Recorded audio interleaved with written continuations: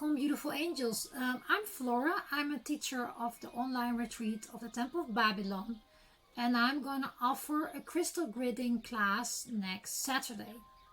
In this class, I will teach you all the basics you need to know to make your own crystal grid, and we're gonna make one all together live. And I'm helping you setting up this grid to support you through the whole weekend. But in order to make a crystal grid, you need the right crystals. So this little video is here to help you to pick the right crystals and be sure you have everything you need to get the most out of it. The first thing you need, and it's a very important stone, is a generator stone. A generator stone is a stone you put in the middle of your grid. There are three types of generators. That is like a cluster, a tumble stone, and a single point stone. I'm going to use the cluster and the single point stone in our class. So if you find those, that would be perfect. A little cluster, it doesn't have to be that big. Size doesn't matter. But you see this is a formation of different stones growing together, pointing everywhere. A single point has more focus because they have like one point and they have one flat side. They're really nice to have a balanced grid, to make a balanced grid. If you can't find them or you want to try it out first because those are a little bit more expensive, grab yourself a little tumble stone. I would suggest, if you choose this, always choose clear quartz. I would recommend it too for the cluster and the single point, especially for this class, because clear quartz is a very powerful stone and you can program them in any purposes because they have all the colors in them, all the vibrations in them. And those things, like this is an aragonite, they're really pretty. They can be very powerful in certain grids, but these are more for the advanced gridders. This has a healing properties, or they have like a certain vibration. And if you know what type of vibration those stones have, you can make a more themed grid. But I would suggest, when you try first, get yourself a clear quartz. We're also going to need a double pointed crystal. A double pointed crystal is very easy. It's a crystal with 2 points, like this. Again, with this one, size doesn't matter. This tiny thing will work, but it's not, you have to work it within your hands, so it's not really handy to work this small, but if you can't grab anything else, this will do. I personally work with like this big one. It's also nice, has a nice feel to it, because this one has little ripples, so you can feel the coats. It's very nice when you meditate, and it's really nice to hold it in your hand. You have also man-made ones. This is a tumble stone, this is an amethyst. Those are powerful too, because you need a point in a generator, but with a double pointed, it's more like your staff, like your magic wand. So this will do too.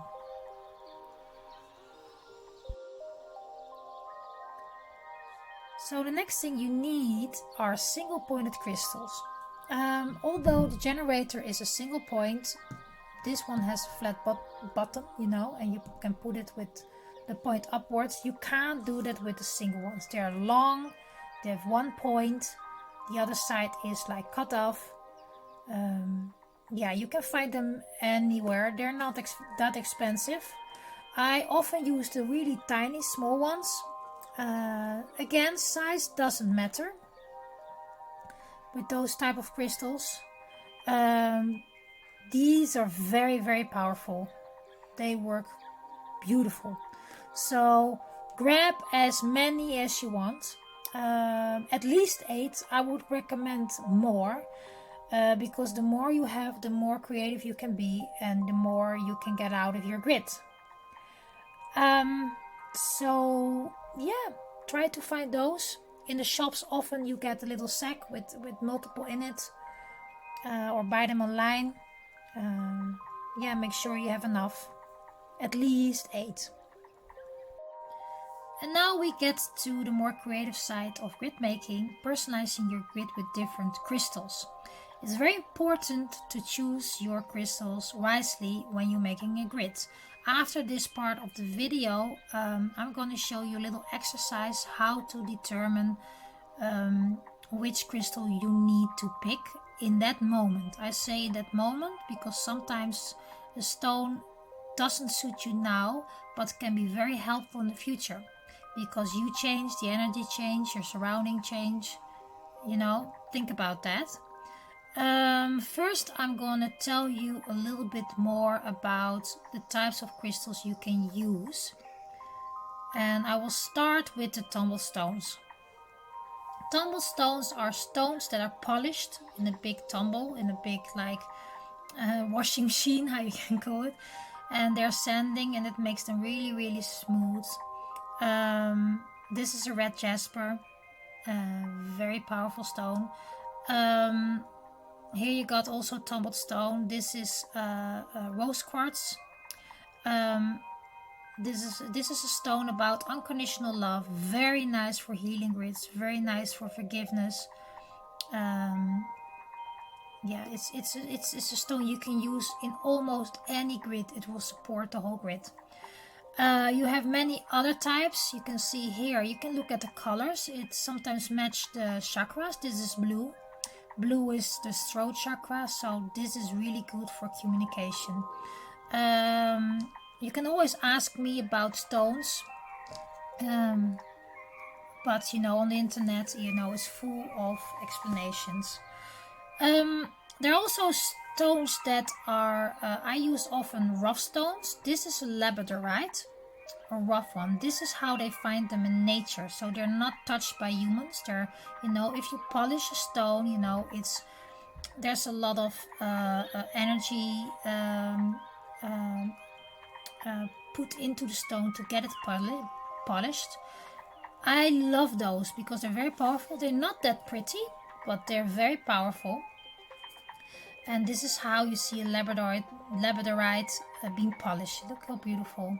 Very good for protection, also psychic abilities. So if you want to get your psychic abilities more developed, this is a very beautiful stone to keep with you and let you be protected. Other kinds of stones that you find in nature, they are naturally formed stone. This is a beta quartz. This is not a really well-known quartz type. So you don't find these in any crystal shop, but they have like really nice shape, like geometrical shape. This is how they get found. Here you get the squares, cubic. This is pyrite. It's a fool's gold, as they call them. Yeah, they're like found like this. It's very amazing. Very, very good for a business grid, money grids, and such things. So yeah, they're also easy, you know, if you want to in a manifestation grid, you know, these are more for healing.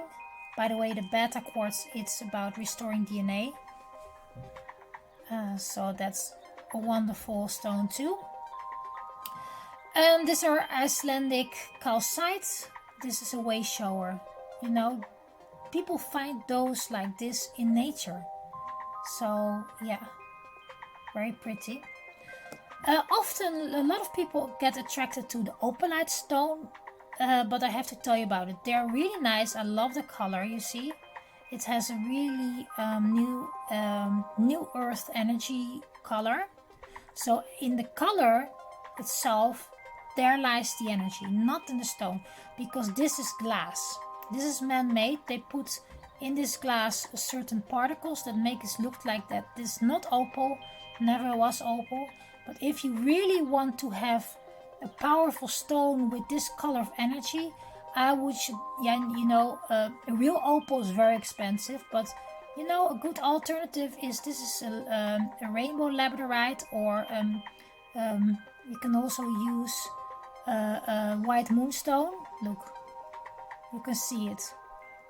These has so much more power, and you can grab those. So if you want to search for this new earth energy, I would grab one of these. When you picked your healing stones for your grid, make sure you buy at least 4 of them, because in our class we're gonna work with the number 4. If you already know that you're gonna continue making grids, make sure you buy 2 extra, because then you have the number 6, and most geometrical crystal grid templates are working with the number 6. In order to pick the right crystal, I have a beautiful exercise for you. So if you're in a crystal shop or you're at home, you have a lot of crystals and you want to be sure which one will be suited for you at that moment in that time, or which one you should pick or buy. Take one crystal you feel like you're drawn to, put it in your left hand. Important, left hand, because left hand is the hand of receiving and the right hand is the one that giving. So you put the crystal in your left hand, you close it, and you bring the crystal and your hand toward above your heart. And then you close your eyes, you stand up and you close your eyes, and you feel if the energy is pulling you backwards or it's pulling you forwards. When with this crystal you feel like it goes backwards, then it's a no-go. When you feel like you pull forwards, that means this crystal is suiting your energy. So it's like forwards, yes, backwards, no. And sometimes, even within the same crystal types, there's a difference. So in order to pick some, feel it. This is a wonderful exercise in anything, not only for crystal gridding, but if you like crystals and you want to buy one, this is the tool to make sure you get the right crystal. So close your eyes, bring it to your heart, left hand, and get them. Last but not least, make sure you grab yourself a little notebook with a pen and paper. Grab yourself some little pieces of paper where you can write on. In the files there are some printable basic crystal grids. If you don't have a printer, try to find one of these. I don't know how they call in English, but in this way you can make like perfect circles we can work with in the class. I hope to see you next Saturday. I'm so looking forward, and it's gonna be fun. Bye, sweeties.